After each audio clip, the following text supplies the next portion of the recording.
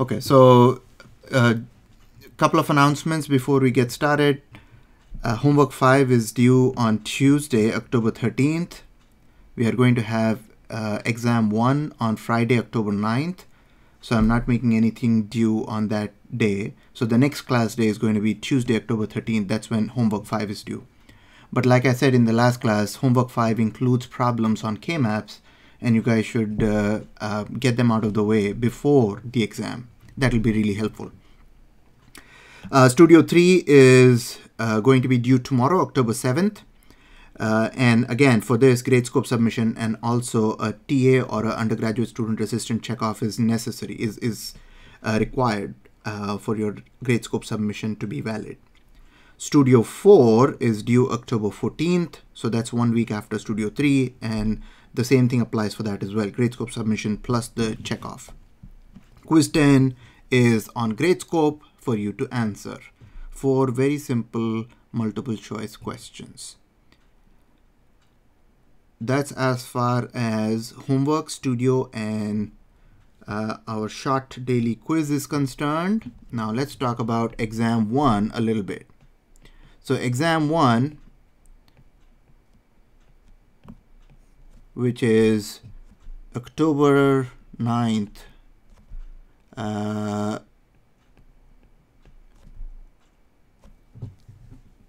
so it's going to be an exam for which you are going to have 2 hours, 30 minutes timed exam. Is Friday. Yes. What time is it? Anytime you want to take it. So you can take it anytime on that day, but once you start it, you will have 2 hours, 30 minutes to finish it. So the moment you start it, that's when your timer will start. And, so choose an appropriate time for yourself and then start the exam. It's going to be, so what I would say is don't start it at say 9:30, right? Like that's cutting it close, or 10:30, like that you're going to be losing time. So you want to start, give yourself 2.5 hours before October 9th. Now I'll talk about exam format in just a bit, guys. Let's not jump ahead of ourselves. Where is the exam? The exam is going to be on grade scope. And if you look under our class ECSE 2610, you are going to see an exam 1 show up that day. So you click on that exam 1 link and you will start seeing the questions. And that's exactly where you submit them. So each question, after each question, there will be a field to upload your work. So that's where you are going to upload scans of your work as well as your answers. So this is important. Upload work and answers. So we want to see how you arrived at your answers. We want to see the work that you did for each question. So that will be a field for you to scan and upload for each question. So for example, if there are 8 questions, there will be 8 fields for you to fill out. What I would recommend is you answer each question on 1 or 2 pages, and then that will make it simpler to scan and upload. Check your submission after you submit. So the responsibility that you submitted or uploaded the right file to the right field falls on the student. So you got to submit and then check whether you submitted the. I'm sorry, was there a question there? Well, yeah, no, your audio had completely cut out for like a solid minute and a half. Oh, is that right?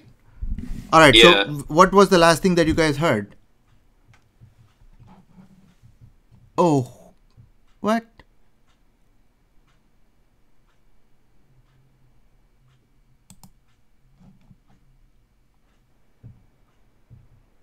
All right. Are you guys able to hear me now? Yeah, we can hear you now. Yes, sir, we can hear you. All right. Okay. So what was the last thing that you guys heard? 2 hours, 30 minutes for the exam. Oh, no. Okay. So You're going to find the exam on Gradescope under our class. Is going to be titled Exam 1. 2 hours, 30 minutes. What is going on?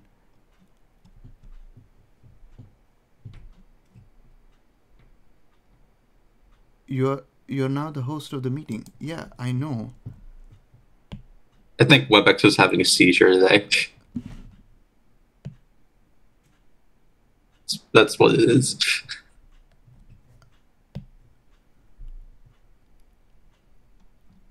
Okay. Please behave today. Right. So you're going to find the exam on Gradescope. It's going to be titled Exam 1. For each question, you're going to have a field where you can upload your work as well as your answers.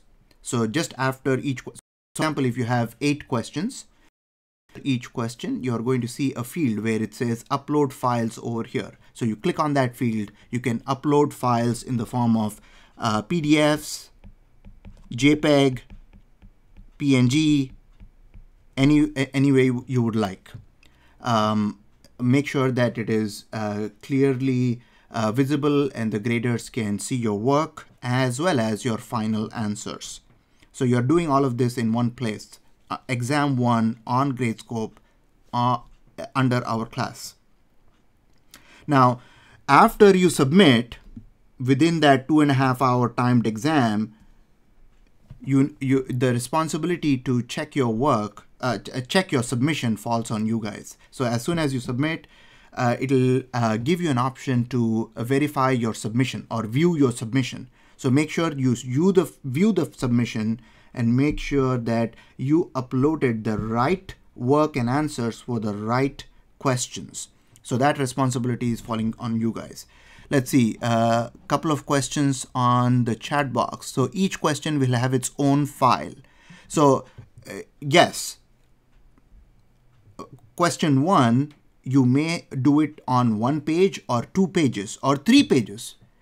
Doesn't matter. You are going to upload all those pages for question 1. So there will be, you can upload multiple files or just one file for each question. So exactly for that reason that you have to scan and upload, that is why that extra 30-minute time is being given. So the exam itself should not take more than 2 hours, and the extra 30 minutes is for you guys to scan, upload, verify submission, do all of that and make sure that it goes through okay. You can use your phone to scan. Sure, that's fine. You can use your phone to scan them, but you cannot be using your phone to talk to anyone. That's the only thing that's not allowed. So we have to scan our solution for every problem individually. Yes.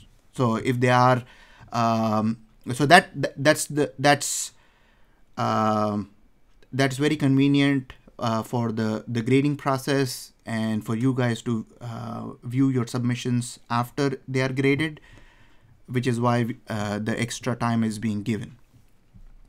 Are we allowed to write our answers digitally on an iPad, or it has to be handwritten on a piece of paper?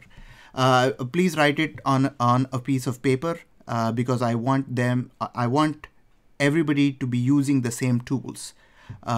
So please, no iPad, no electronics. The electronics are just being used for scanning and uploading. Let's see, there's no class on Friday, right? Yes, there's no class on Friday. All right, let's move on to the next point. So if you have any clarification questions during the exam, please email me at my email address, and I will be monitoring my inbox. I will essentially be looking at my inbox continuously during our class time window. Well, around our class time window. So 10 to 12:30, I will be available. But other times I will also be available, but the response might not be instant. So in other words, what I'm trying to say is I'm going to expect many of you to take the exam during this time. You don't have to, but that's what my expectation is.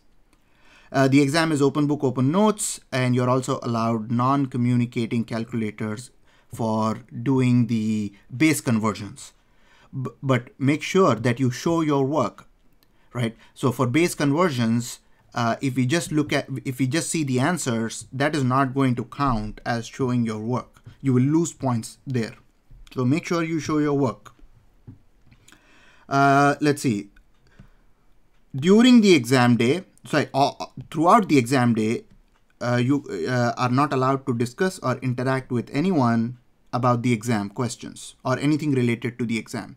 So the interaction is just going to be with me by email. All right, let's take a couple of minutes, see if you guys have any questions about this. So the set of topics have been posted on Piazza. Back exams have been posted on Piazza. Solutions to the back exams have been posted to Piazza. So make sure that you guys take a look at them. Make sure that you go through the most recent one is from spring 19. So make sure that you go through that exam and see if you are able to answer all the questions. There might be one question on glitches and hazards that is not applicable for us because we have stopped one lecture before that. So we are not going to have material from lecture 5, which is glitches and static hazards that is going to be discussed today. So everything up until K-maps is going to be on the exam.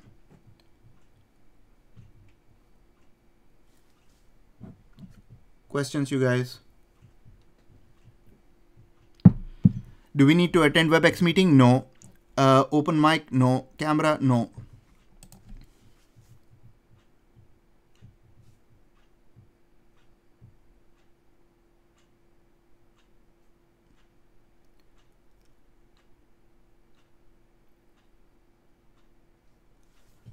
So once you start, you know what? Let me just give you guys. Can you go through a wraparound and adjacency rules for 5 variable K maps? Give me 1 second, you guys. I'm going to share with you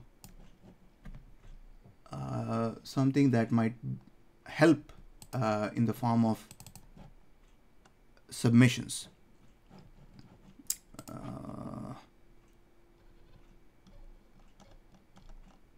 So there is a video, a YouTube video that I'm posting the link to that in the chat box. This should give you guys a good idea about how you are going to be taking the exam. All right, so I know you said we can take it anytime on Friday. Does that include before 10? Yes, it includes before. Every entire day is going to be available. But once you start it, the countdown is going to start. The timer is going to start counting down. 2.5 hours.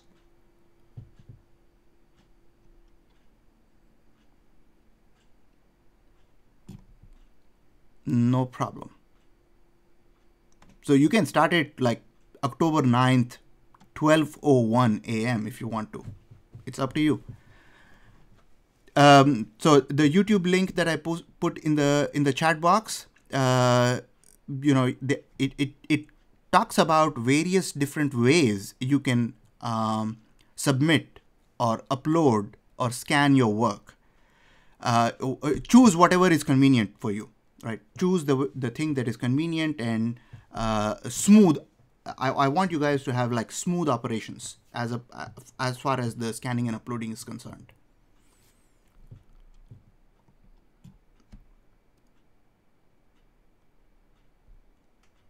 All right, so there was a question about, can you go through a wraparound and adjacency rules for 5 variable K maps? Sierra, how about we take this question like after our lecture? All right. Questions related to the exam logistics.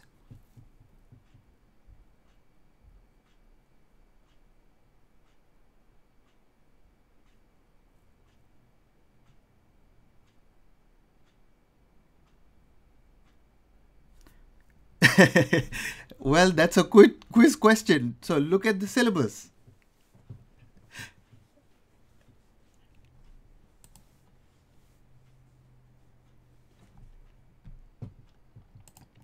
That's one of the questions on the quiz today.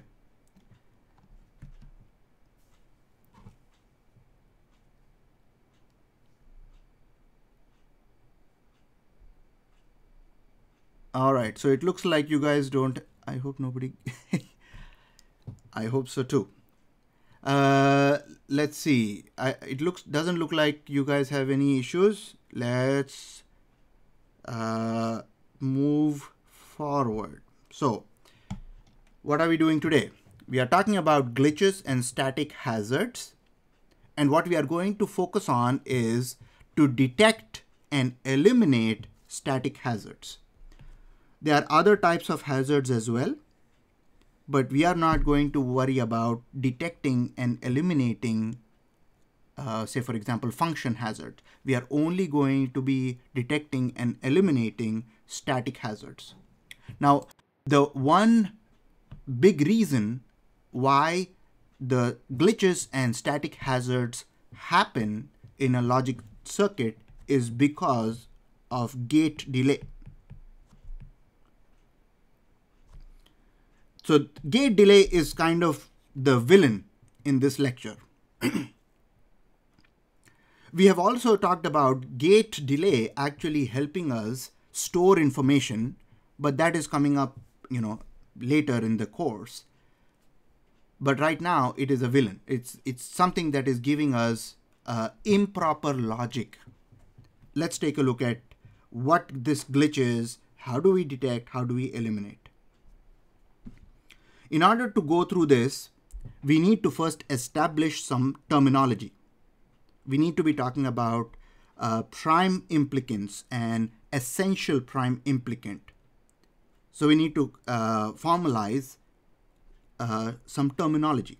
So what is a prime implicant? PI. So for now, we are going to be talking about sum of products prime implicant, meaning we are going to be focusing on grouping the ones in the K-map. And the story is very similar when you talk about the product of sums prime implicant. Is just that the difference is you will be combining the zeros over there. So what is the prime implicant? It is all possible groups of ones. That as simple as that. All possible, right? It's not saying the simplest. It is saying all possible groups of ones. The only criteria is you cannot break a group of 4 ones into 2 groups of 2 ones. So you cannot take a group of 4 and then break it down into 2 smaller groups. That is not allowed. But all other possible groups of ones, those are going to be prime implicants. So the best way to understand prime implicants, in my opinion, is actually going through certain examples. So let's do these examples here. The first one we have is a 3-variable K-map. We have 3 inputs ABC, and I have arbitrarily chosen this function. I have put certain ones in the K-map. The empty cells are obviously zeros. Now, let's focus on what would be the prime implicants. What would be all possible groups of ones? Can you guys say, in terms of a number, how many do you see?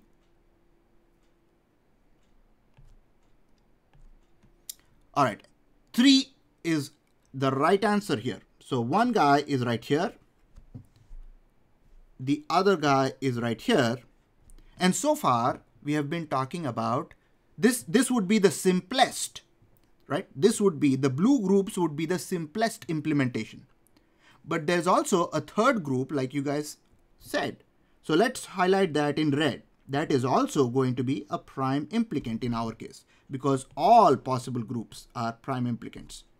And notice over here, we have not done this, right? We have not just done this. We have not broken a group of 2 into 2 ones, singletons. We have not done that. That's not allowed. So those 3 will be my 3 sum of product prime implicants. Let us just write what their logic is. So for the first one, this guy is going to be A is 0 and C is 0. And for this guy, it would be B is 1 and C is 1 as well. And for this guy, it is going to be A is 0, B is 1. So I've got 3 prime implicants there. Let's go to the next example. What about this guy? How many prime implicants do you see over here?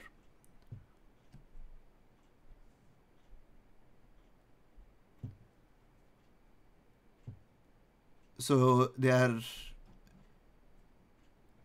2, 3. All right, let's just check it out, right?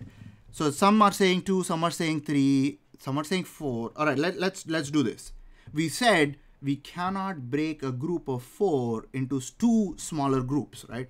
So I hope that you right away see that this is going to be one group, right? You see that right away. That's easy to identify. And then this, because the K-map wraps around, you are going to see another group here. That guy with that guy.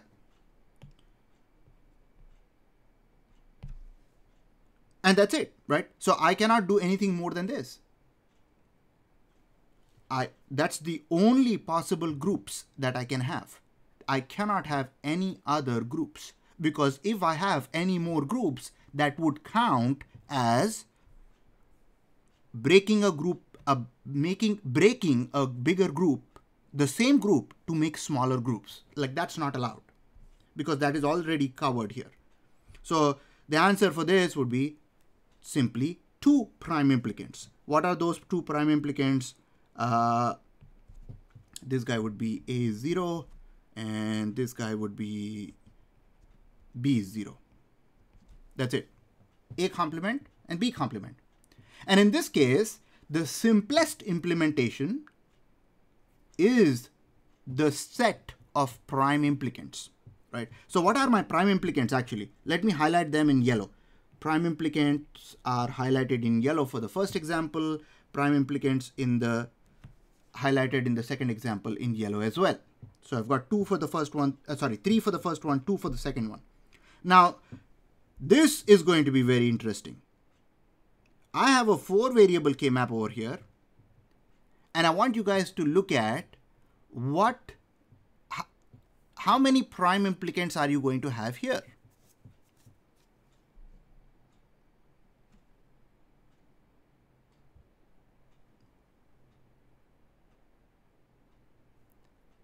Remember, all possible groups. So 8 is the right answer, right? 8 is the right answer. So let me just highlight those 8. You've got 1 there, 2 there, 3 there, and 4 there. So you have got 4 horizontal prime implicants here. And then you also have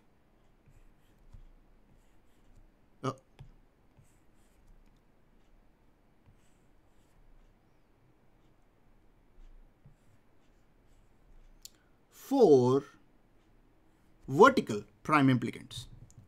So in this case, you have got 8 prime implicants. 4 of them are horizontal PIs, horizontal SOP prime implicants, and then you have got 4 vertical SOP prime implicants. And as soon as you see the grouping, I'm pretty sure you can write those product terms. But there are going to be 8 of them in this case. So I hope this gives you an idea about what a PI is. Next, let us talk about essential prime implicants, EPI. Now, essential prime implicants are a subset of prime implicants. If there is at least one 1 in a prime implicant, it is an EPI. So let us take a look. So again, the best way to understand this is to go through an example. In this case, we'll be going through 3 examples. So what are the prime implicants here? Well, we said there's a 1 prime implicant there. Same example as before, 1 prime implicant there. And then we said the 3rd prime implicant was the vertical one.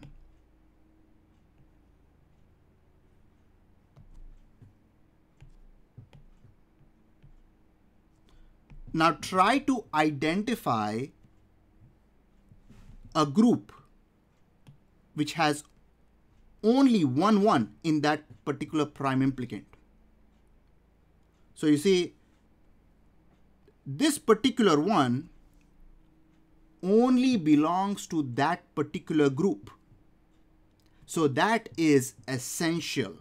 So this particular group is essential.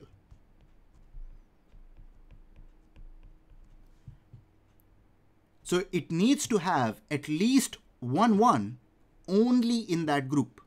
If that is the case, that will qualify as an essential prime implicant. It is essential to have the cover over all ones. If you removed it, at least 1 1 would get exposed. All right, so similarly, we have another one only in that particular group. You are right, top left. So that is also our essential prime implicant. Hence the color code of blue. Now, the red guy actually has 2 1s, but those 2 1s actually belong to the other groups as well. So even if you removed the red group, you would still have a complete cover. So that is not an essential prime implicant. So things that are not an essential prime implicant are redundant prime implicants.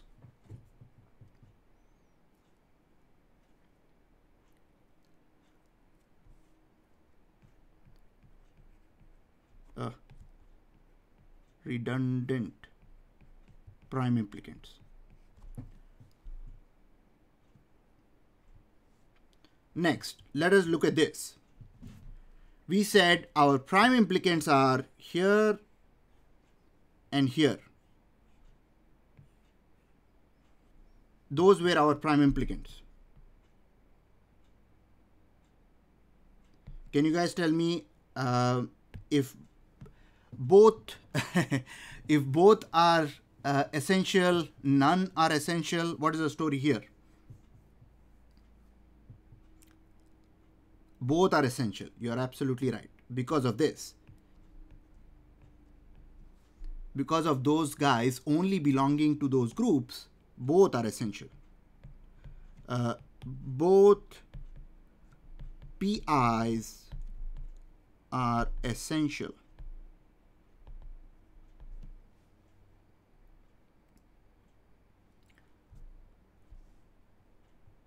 Over here, things get a little bit more interesting. We had 8 prime implicants. And then we had this.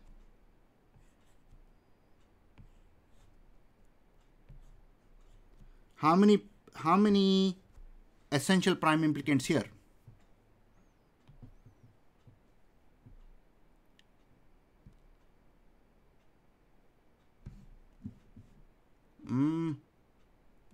None.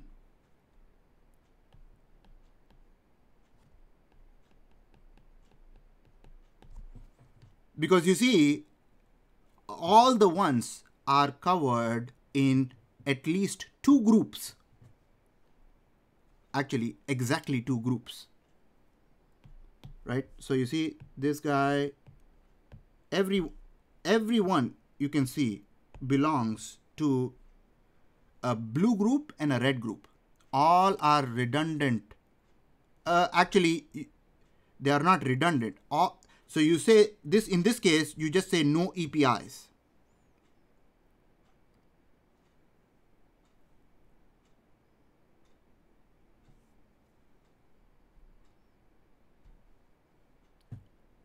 let us move on to this guy, redundant prime implicant.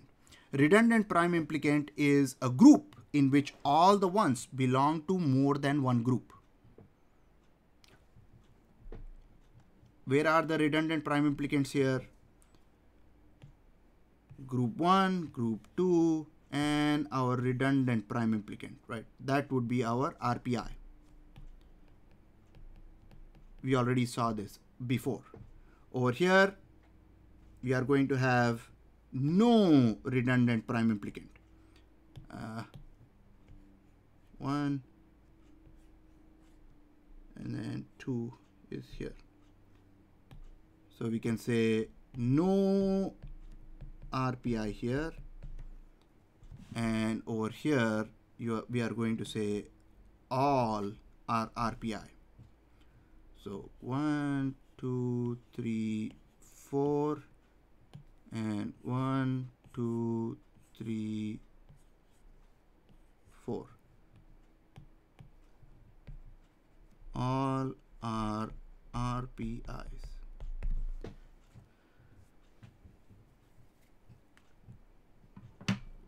Questions about how to identify prime implicants, essential prime implicants, redundant prime implicants.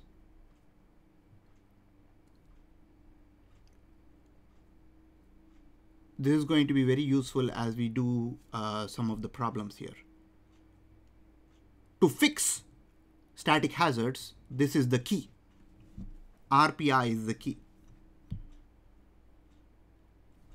Now, if you guys are okay with the terminology for these three things, let me ask you a true or false question. The first question I would like to ask is in relationship with redundant prime implicants. Can I say true or false? The set of redundant prime implicants gives us a complete cover. So the question is, set of RPIs equals cover of function. True or false? False is absolutely right here, because as you can see, this guy, for this guy it might be true, for the rightmost guy, because all of them are RPI and there is a complete cover, right? All the ones are covered in at least one group, so that's okay. But if you see here, redundant prime implicant is only this red guy, but if I only consider that guy, I have two other ones that are being left uncovered, so that's not a complete cover of the function, so it is going to be a false here. How about here? For essential prime implicants, set of all essential prime implicants equals cover of the function. Is it true or false?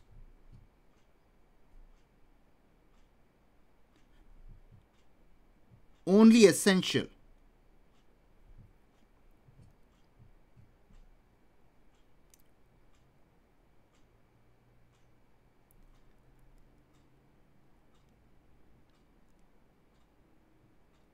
All right, so look at the last example as well. There is no EPI here. So here the question is this: set of EPIs equals cover of function. True or false? That's the question.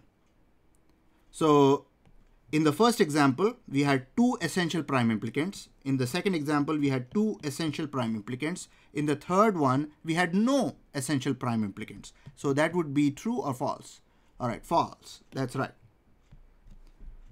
So false is the right answer. How about over here? Set of PIs equals cover. Is it true or false?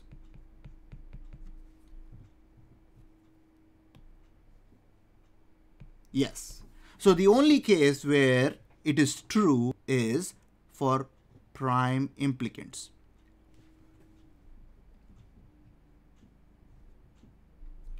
All right. Let's see. Now let's talk about a glitch. Where is this glitch coming from? Why does it happen? We know that the villain is a gate delay. So let's try to take a look at this glitch in very formally. So what would you say f equals? What should I write over here? X or x complement, what should I write over there? 1, right? So I should write a 1 there. Because what? Boolean algebra, right? Boolean algebra says x or x complement equals 1. We know that. So that should be true. However, think about it think about it in terms of a logic diagram. You have this as x. X is going up and down, right? Low, high, low, high, low, high. And we are controlling that. So suppose x is 1. If x is 1, you have a 1 over here and you have a 0 over here after the gate delay of this guy.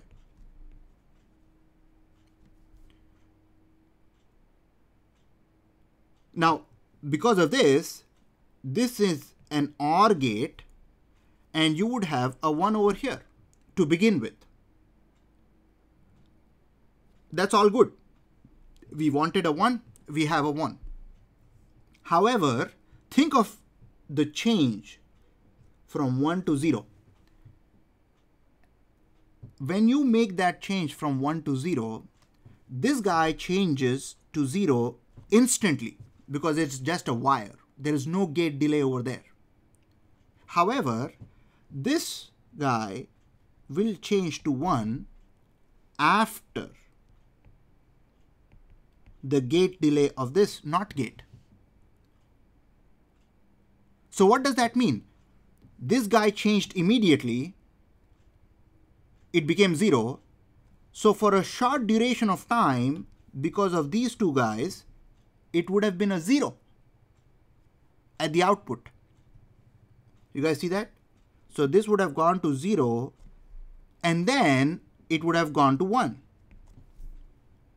But for a very, very small duration of time, exactly the same as the gate delay of the NOT gate, we would have had an accidental 0. We wanted this to be a 1 all the time. But because of this gate delay, we have an accidental 0.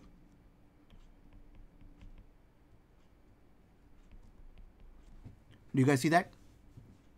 Now, in terms of a timing diagram, we can see that particular glitch happening over here, here, and here. Would a buffer solve it or would it still not line up? So a buffer is 2 back-to-back gates, right? So a buffer is actually 2 NOT gates. So the problem will still continue. There are other ways of fixing the problem, and we'll talk about that. Can you add AND OR gate? Maybe just we'll talk about. So right now we are just detecting the glitch. Let us focus on eliminating the glitch after a little in some time. Yes, there is a way to fix a glitch. So here, in terms of a timing diagram, our X is going low, high, and so on, right? The top scale is in nanoseconds, it is time. So after a few nanoseconds, it goes high and low, and so on. Now what you observe over here is when X goes from high to low,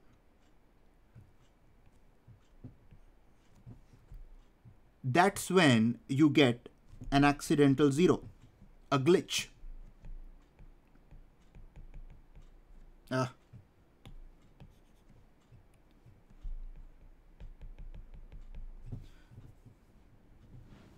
glitch when x changes from 1 to 0. Why is that important? It is important to note that because we didn't have a glitch there when it was going from low to high, right? We didn't have a glitch there. We didn't have a glitch there. So when x went from 0 to 1, we didn't have a problem. But when x went from 1 to 0, that's when we had the problem. Over here, and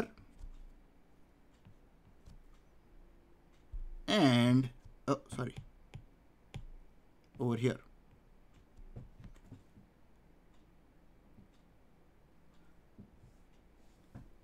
It is very crucial to distinguish between these two statements. Glitch happens when x changes versus glitch happens when x changes from 1 to 0. Those are two very different statements. One is actually false, right? So it's not happening when x changes. It is specifically happening when x changes from 1 to 0. In the case of OR gate at the end, when you have AND gate at the end, it will be the other way around. Glitch will happen when x changes from 0 to 1 in that case. More about that later. So questions about what is a glitch? A glitch is an accidental 0 or an accidental 1 that is not obeying the logic. And it happens because of the gate delay. Timing asymmetry. Is it possible to have a glitch when x changes from 1 to 0? Yeah, you can, but you would have to have an AND gate over there.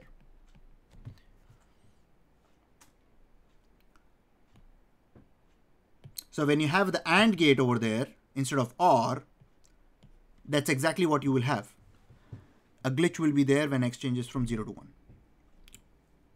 We'll take a look at a lot of examples about this. Let's see. Let's talk about what are glitches and hazards. A glitch, as we saw, is an unwanted transient in a circuit, which is different from what we expected in the steady state, right? So in the previous example, what we expected was the output f to be 1, independent of x. All the time it has to be 1. No matter what x is, no matter what x changes to, it has to be true all the time. That's what we expected in the steady state. But in the transient, as x was changing from 1 to 0, specifically in this case, we had a glitch, the accidental transient in the output. So that's what a glitch is. Sometimes it is called logic noise. It is caused by the propagation delay and the timing defects in the combinational logic circuits. We talked about that in a little bit, just a bit ago. The glitches are, that term is taken from the German word which means slip or error. Now we say a hazard is present in a circuit when a glitch can occur under some input conditions. Let's talk about this statement a little bit. A hazard is present, and it is present over here, right? Hazard is present. Hazard is present here. Yes, it is present here. Why? Because a glitch is possible. What do you mean is a glitch possible? Is it always? So you have to understand that as long as x doesn't change from 1 to 0, a glitch will never happen here, right? So a glitch is a possibility depending on the state of change of input. So we say that a hazard is present in a circuit when a glitch can occur. So maybe I should focus on that. Maybe I should just highlight that. Can occur, right? It doesn't have to occur, can occur under certain input conditions. In our case, that input condition was x changing from 1 to 0. In the previous example, it was x changing from 1 to 0. That was the possible case. So if it never changes from 1 to 0, you will never have a glitch.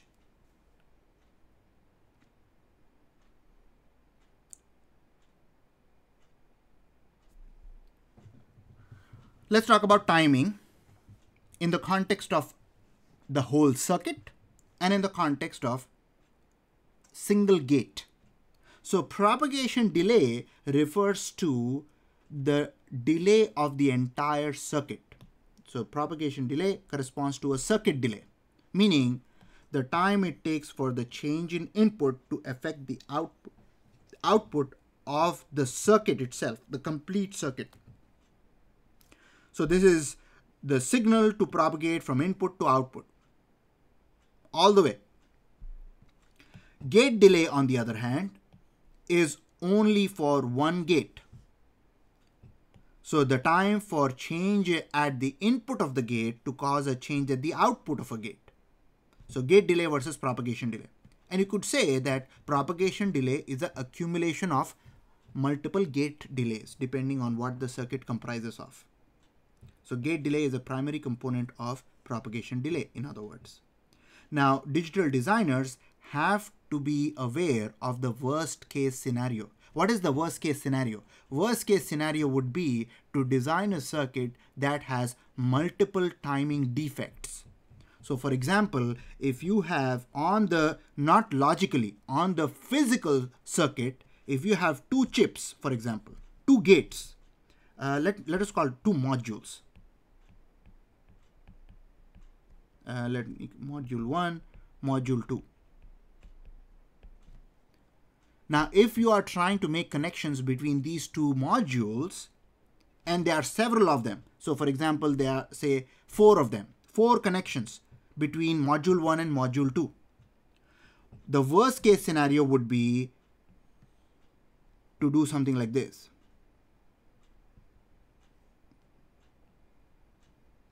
Those are wires, by the way.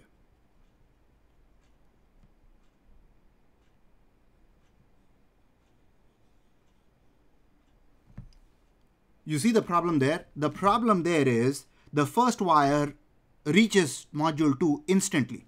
So that particular output change gets reflected at the input of module 2 much faster than the last one.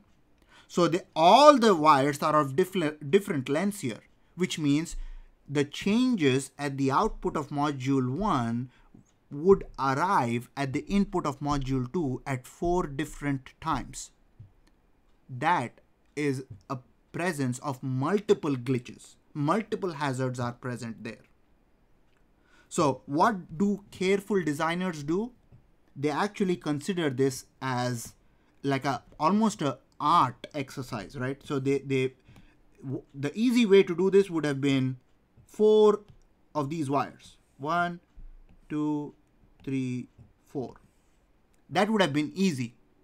But when you are routing wires on a printed circuit board, things are often very complicated.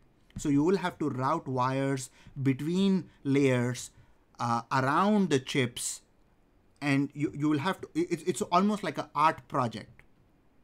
And if you pick up any printed circuit board, for example, even your basis 3 board, you might see that wires are, angled this way around a chip.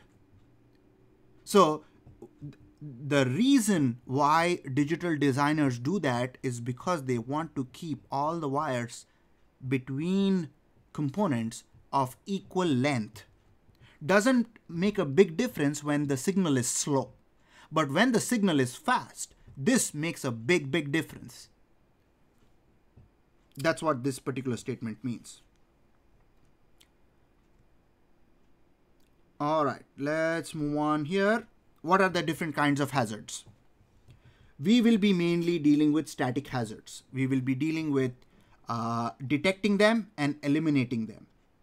But there are also other types of hazards called dynamic hazard and function hazard. So what is a static hazard?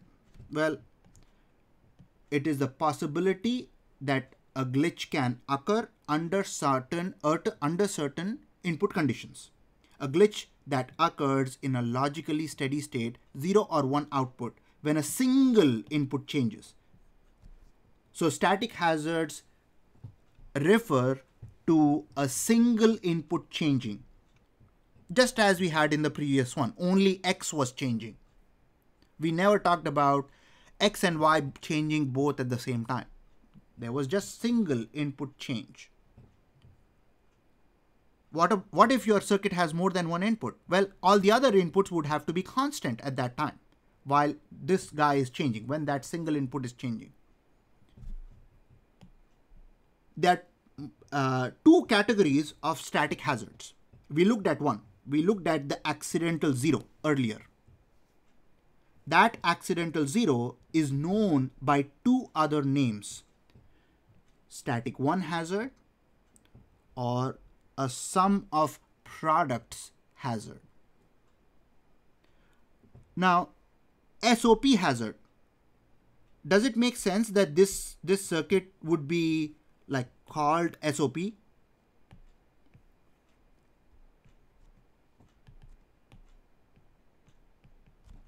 You see, you're doing a product.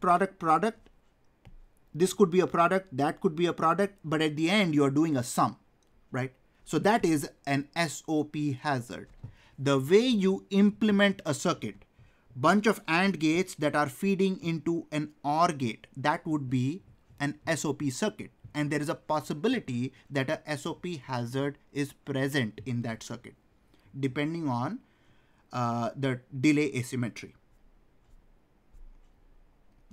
There is another category of static hazards, which is accidental one. This happens when the input changes from 0 to 1. That is going to be for product of sum implementation. So POS hazard. It is also called static zero hazard. All of that is because of single input having a delay asymmetry to the output. So that's what we are detecting and eliminating in this lecture. There are other types of hazards as well. So for example, we have dynamic hazard, where multiple transition glitches that occur in a multi-level circuit. So for example, a dynamic hazard, we'll talk about examples over there, but it is just single input changing, still single input, but if you track that single input all the way to the output, you will you will be able to identify 3 or more delay asymmetries. That particular situation is called a dynamic hazard being present. Very difficult to detect and eliminate, but we are just going to look at what that comprises of. How does it look like? If you have a dynamic hazard present, then there is a possibility that multiple transitions will happen. What does that mean? In the previous case, how many changes happened because of that glitch was there, right? The glitch could occur here, but the accidental zero happened only once. So that is just one transition, right? High to low to high. So that's just one accidental zero happening. But what if you had 0, 1, 0, 1, right? Only because of one single input changing, what if you have multiple transition glitches? That is what dynamic hazard refers to. We'll see this in an example in just a minute. But that's what that means, multiple transitions. Multiple transition glitches. That happens because of a multi-level circuit. So not a SOP, not a POS, it has multiple levels. SOP and POS, as you may know, those are just 2-level circuits. So the first level is either AND or OR. The second level will be the opposite, OR or AND, depending on what you're looking at, SOP or POS. Now the third category of glitches is called function hazards. In this one, we are talking about 2 or more inputs changing. So a glitch that occurs when 2 or more inputs change and at the same time. So that is very, very difficult to detect and eliminate, very close to impossible. So we are going to just look at the definition, look at how it looks like. We are not going to eliminate. So our focus will be on static hazards mainly. All right. So let's take a look at static 1 hazard. Static 1 hazard, what are the other names here? The other names are SOP hazard. And also the other name is accidental zero. Right? Those are the two other ways you can identify static 1. What is this? What is this guy?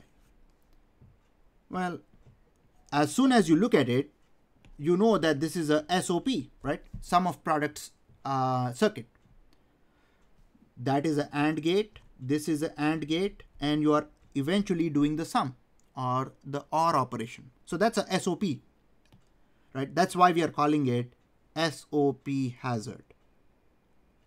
Now, the first thing that we need to do is we need to first figure out whether a hazard is present or not. This slide already says, yeah, there is a hazard present. Let's try to take a look at where is it present and how do you know that?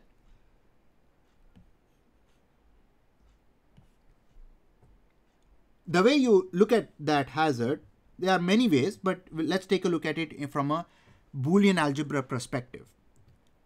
If you have a function such as this, x z complement or y and z,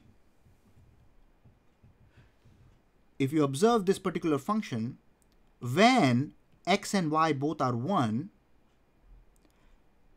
whatever z might be, f should be 1. You guys agree with that? If x and y both are 1, it doesn't matter what z is, f will be 1.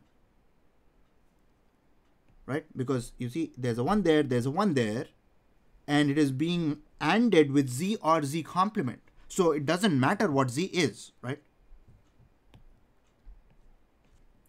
So f should be 1 no matter what z is. But if you look down all the way to the timing diagrams here, we see that we maintained x to be 1 the entire time, right? From left to right, if you can see, it's all high. Similarly, y is also 1 all the time. It doesn't change. Z changes, but Boolean algebra says even though z changes, f should be 1. But clearly, it is not. You got 2 accidental zeros in a SOP hazard situation. When did they happen? They happened because z changed from 1 to 0. Z changed, actually that z changing earlier is not shown. So z changed from 1 to 0 right there. So that's because of that.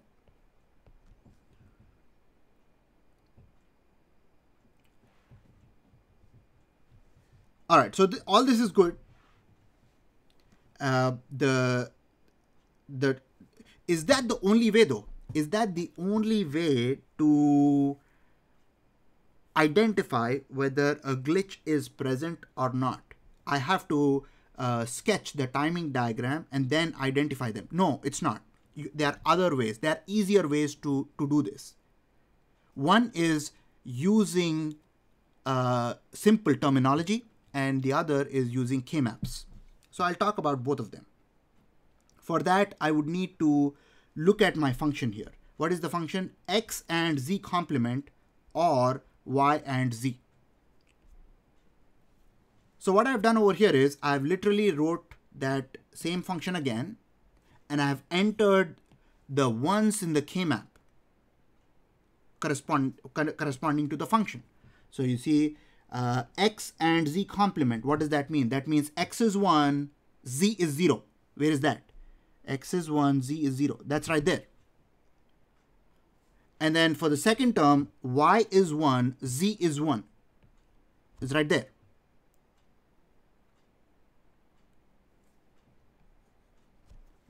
Now let's talk about prime implicants, essential prime implicants, and redundant prime implicants.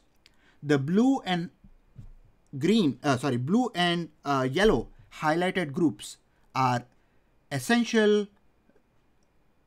just prime implicants or redundant prime implicants. Which ones are those? PI, EPI, RPI. EPI is correct. So when you have essential prime implicants, what did you do? What did you not cover? We did not cover this. We covered the two horizontal ones, but we left out the vertical one. Vertical one was what? It was the redundant prime implicant. So when you add the redundant prime implicant, you actually get rid of the static one hazard. So that's how you detect and eliminate a static one hazard, simply by adding the redundant prime implicant. So what would be the case? If I actually made my function x and z complement, or y and z, or what is the RPI? RPI is x and y, right? That's the term in red. Let me highlight it in pink. If I added that RPI term, my claim is I would eliminate the static one hazard. You see here, let me provide you, a little bit more insight. What situation I'm covering based on that? So if I did that vertical group, what situation am I covering? I'm covering the change of z from 1 to 0, right? So if you did not have this, so suppose you did not have this. If you did not have that vertical, when z changes from 1 to 0, that is not covered. That's why you got the glitch. So when you actually cover this, that's how you eliminate it, right? Only happens when z changes from 1 to 0 in this case. So there is a direct correlation between identifying and eliminating hazards and K-maps. Questions about this?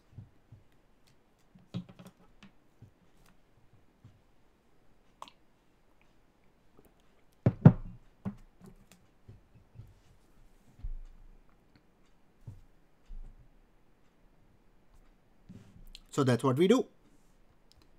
We have added one more AND gate. That's our RPI. X and Y. The moment we added one more AND gate, based on our RPI discussion just a minute ago, we got F to be 1 all the time. If X is 1 and Y is 1, even though Z changes, F doesn't change here. Glitch is fixed. Static one hazard eliminated. You guys see that? So the glitch-free circuit now by adding one gate. Would you need to include all RPIs to make it glitch-free? No, yes, you are right. You would need to do all RPIs to make it glitch-free. Yes. We will take a look at many examples. They are coming. Now let's take a look at what dynamic hazard means. Now a dynamic hazard is a multi-level circuit. How many levels do you see here? 1, 2, 3, right?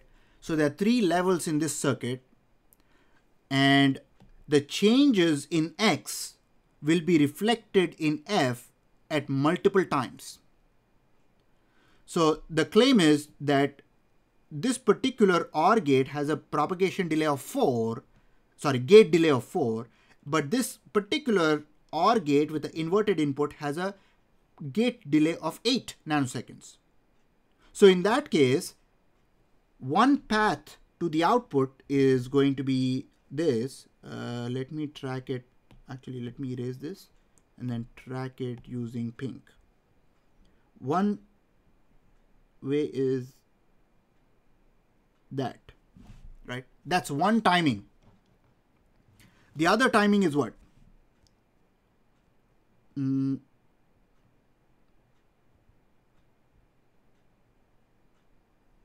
That. You guys see it?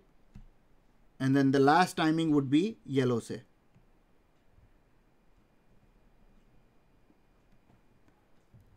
So all these three connections from that input X all the way to output F, any change in X will arrive at F at various times, resulting in something like this. X over here changed, but because of that, the output F changed from 1 to 0, 0 to 1, 1 to 0 back again, because the timing defects, there were multiple paths.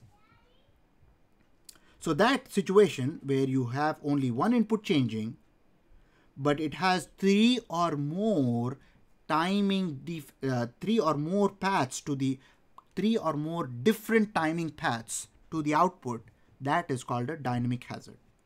And that's what it looks like, multiple transitions. Here we have an example. This is simply saying that if I have W as here, the function is Wx or x complement y or W complement x complement z.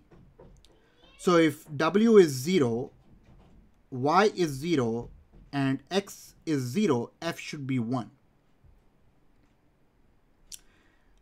And when x changes from 0 to 1,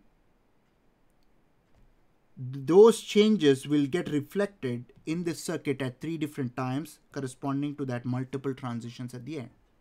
So we are simply looking at this particular function, but what we really want to look at is how is that one change in X causing multiple changes in the output F. That situation is called a dynamic hazard. Let us look at the third type of hazard, which is function hazard. Again, the goal over here is to just observe what it looks like, not as much as like fixing it. Here, two inputs change at the same time. Obviously, no easy fix in this case. X is changing, and at the same time, Y is changing. We are not holding any of it constant. So as X is changing and Y is changing, when it happens at the same time here, you see that glitch. That particular situation is called a function hazard. So the function itself was X or Y complement. It should have been 1 for two situations, for X. So when you have X and Y both as 1, F should have been 1. And when you have X and Y both as 0, it should have been 1. So two situations, F should have been a 1 if X and Y are the same. However, you see this, X and Y were the same here, X and Y were the same here, but because they changed at the same time, due to this is the villain here. Due to that particular NOT gate, the gate delay of that NOT gate, we got a accidental 0 in this case. That is a function hazard. F should have remained 1 as long as X and Y are the same, but it did not remain the same because the change in X and Y happened at the same time. Now, very similar to the essential prime implicants and redundant prime implicants and prime implicants, there is a set of definitions we can look at in order to make this even easier than drawing a K-map. So for this, we are going to talk about a coupled variable, a coupled term, residue, and a hazard cover. So what is a coupled term? Coupled variable? If you have 2 product terms or 3 product terms in your function, the variable that is appearing in true form as well as in complemented form is called a coupled variable. In this case, you see x and y or x complement z. So x would be the coupled variable in this case. The coupled terms are terms with only one coupled variable. So for example, xy has x, x complement z has x. So they both are coupled variables in that particular expression. What is the residue? Well, you simply remove the coupled variable and you get the residue. So if you remove x from this, you get y. If you remove x from this, you get z. So y, z, those are residues. What is the hazard cover? Hazard cover is simply the product of the residues. So in this case, what is that? Y and z were the residues. So y product z.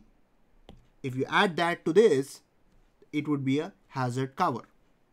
So this is our hazard cover. We have been calling it what? We have been calling it redundant prime implicant. It's also called as the hazard cover. And the fact that these guys are the same. Where is that? Oh, I should add xy or xz or yz. The fact that these guys are exactly the same comes from the Boolean algebra property for consensus term, that is 17a.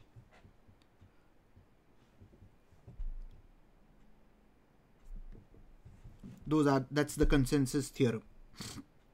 We have looked at it, we have proved it as well. So if you look at this particular consensus theorem, both versions, 17a and 17b, let's just identify the coupled variable, coupled terms, residues, and the hazard cover. Let's take a look at the first one first. X over here and x complement over there. So x is the coupled variable. Both terms on the left hand side have x. So both are coupled terms. What is the residue? Residue is y and z. So that would be the hazard cover, y and z. Similarly, you can apply that same logic to the product of some hazard situation. What is the coupled variable? X. What is the coupled term? Both of them. Because both of them have x. What is the residue? Y here, z here. Because we are in the product of some world, we are going to add the hazard multiply. So AND it, y or z.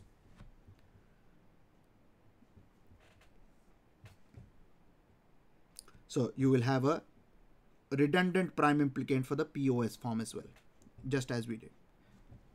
So this strategy actually is pretty straightforward, right? Because you're just looking at the expression, you're trying to identify the coupled variable, coupled term, and then the residue.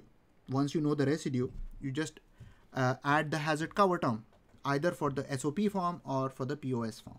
So you can do things that are simple, that involve 3 variables with this strategy.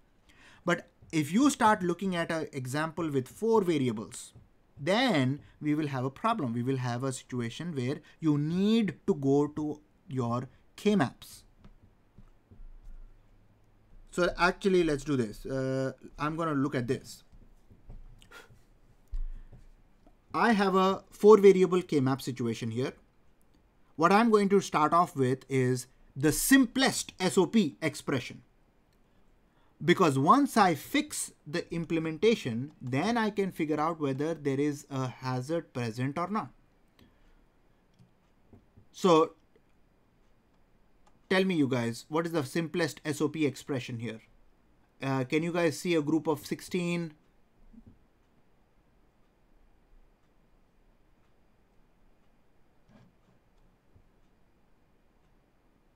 No. Can you guys see a group of 8? No. Can you guys see a group of 4? Yes. All right, let's do the group of 4. All right. Can you guys see a group of 2s? 2 ones. So I believe you will have one group here and then one group there, right? So you've got 2 groups of 2 ones. Is that your simplest? Yes. So that would be your simplest implementation. So let me just quickly write that. Let's suppose this function is f. I would say, what is that? B complement and C, or A complement, C complement, D, or B, C complement, D complement, right? So that's the simplest SOP implementation of this function. Do you see any hazards present?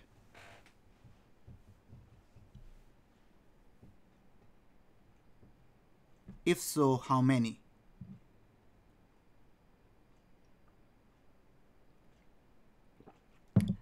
Two is right. I see 2.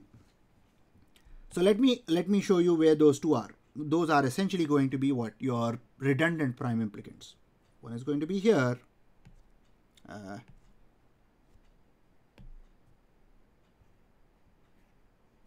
And then the other guy is going to be here.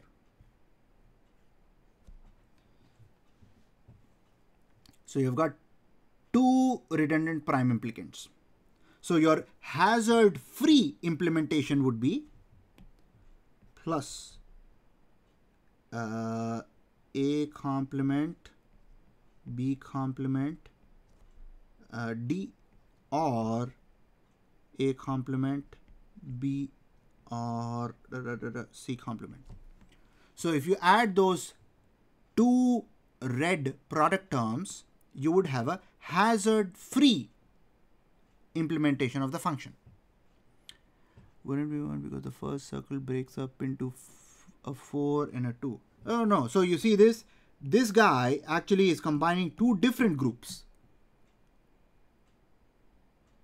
And then this guy is combining 2 different groups. So I'm not breaking the same group into smaller groups.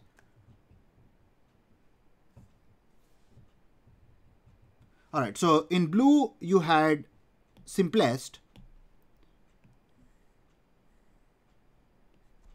and then when you added the terms in red, you had a hazard-free implementation. Now let us do a second, the second point here, which is what are the conditions in which static 1 hazard is possible. So what are explicitly those conditions in which the static hazard was present? Let us focus on the first term here. Actually, I will number them.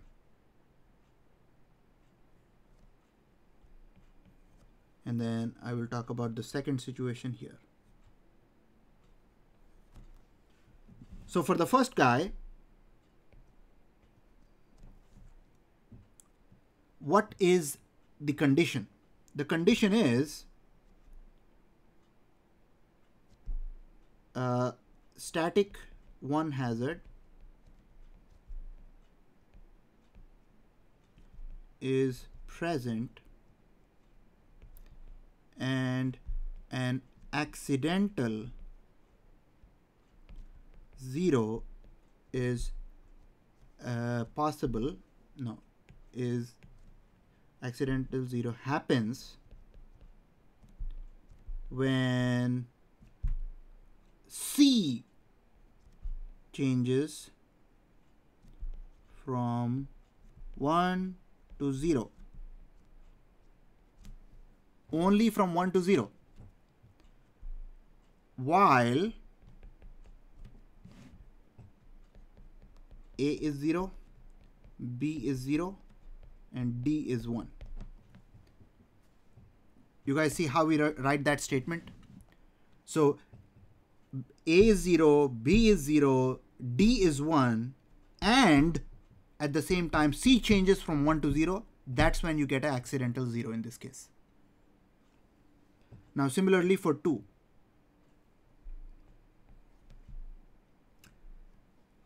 Actually, let's just copy this.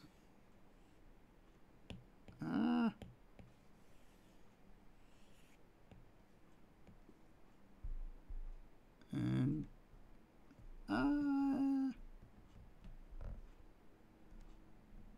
not ideal, but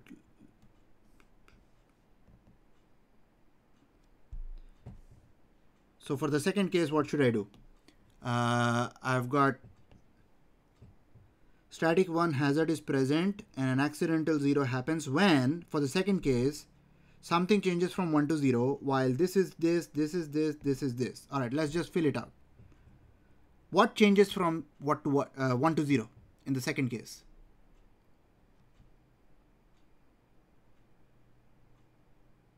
D is absolutely right. And in this case, A is 0, B is actually 1, and C is actually 0.